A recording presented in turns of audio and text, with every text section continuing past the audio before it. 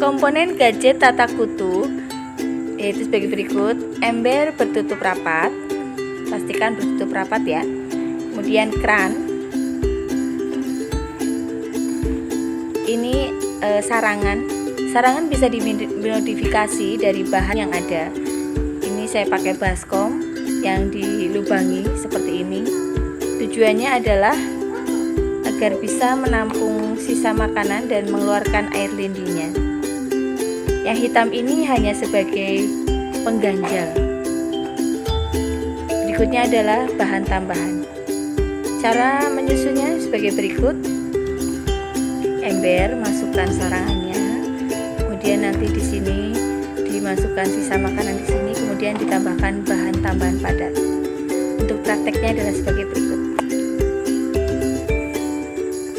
Letakkan gadget tata kutu sedekat mungkin dengan sumber sisa makanan kita. Bisa dekat tempat cuci atau pojok dapur kita. Caranya, tambahkan sisa makanan kita ke dalam ember. Kita ratakan. Kemudian taburi dengan bahan tambahan padat secara merata.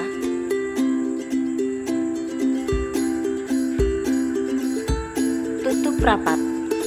Lakukan berulang hingga ember terisi penuh. Setelah ember terisi penuh, diamkan selama 8-15 hari agar sisa makanan yang terakhir dimasukkan terfermentasi. Output yang didapat bisa berupa padatan dan cairan. Setelah 8-15 hari, bau akan menjadi asam dan manis.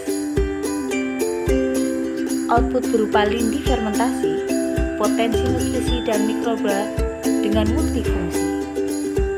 Yang pertama bisa untuk menyiram tanah, menyuburkan tanaman dengan diencerkan 1:100 sampai 1:20.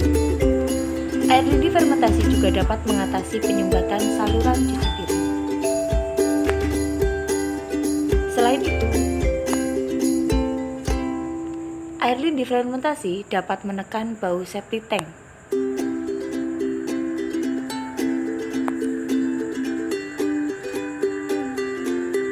Dan hasil berupa padatan diproses selanjutnya dengan cara dikubur di dalam tanah agar dekomposisi lanjutan berlangsung sehingga bisa menyuburkan tanaman. Berikut adalah contoh pemanfaatan air lindi. Air lindi yang dihasilkan dapat digunakan untuk menyiram tanaman dengan cara diencerkan terlebih dahulu dengan air dengan perbandingan 1:100 sampai 1:20.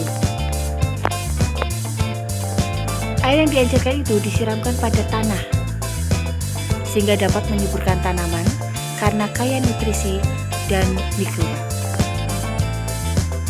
Adapun output berupa padatan masih perlu dilakukan proses lebih lanjut, baik secara personal maupun komunal. Secara personal, dekomposisi lanjutan yaitu dengan cara mengubur padatan tersebut di dalam tanah. Proses dekomposisi lanjutan berlangsung kurang lebih selama 8-15 hari.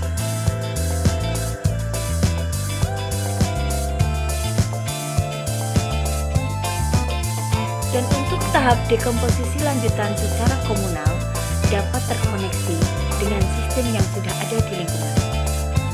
Sebagai contoh, kita dapat memasukkan padatan tersebut ke dalam drum komposter yang telah ada di lingkungan kita.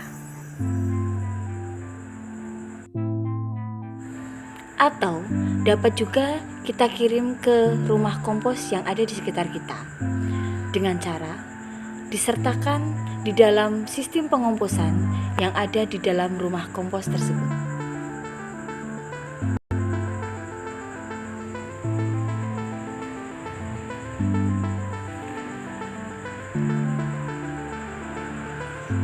Atau dapat juga kita hubungkan dengan sistem yang ada lainnya.